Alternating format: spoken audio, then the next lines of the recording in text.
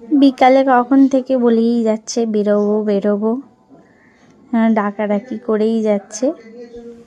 কোথায় যাব তখন আর ঠিক হয়নি। আমি মনে মনে একটা জায়গা ভেবে রেখেছিলাম, অনেক দিনের ইচ্ছা ছিল, রেডি হয়ে নিয়েছি দুজনে, কিন্তু তখনও ও জানে না যে আমরা কোথায় যাচ্ছি। গাড়িটা আমিই চালাচ্ছিলাম, বেরিয়ে পড়েছি। ও সারা রাস্তা জিজ্ঞাসা করছিল যে কোথায় যাবে, কোথায় নিয়ে যাচ্ছ। আমি একটাও কথা বলিনি, সাড়াও দিইনি। তারপরে পৌঁছে গেছি ইস্কনে, নিয়ে চলে গেছি। বলছে ও তোমার এখানে আসার ইচ্ছা ছিল। তো আমরা ইস্কনে, অনেক দিনেরই ইচ্ছা ছিল আমার, এই নিয়ে আমার সেকেন্ড টাইম আসা। তো এসে দর্শন করলাম, খুবই ভালো লাগছিল। পেছন থেকে কখন ভিডিওটা করেছে আমি জানি না এটা।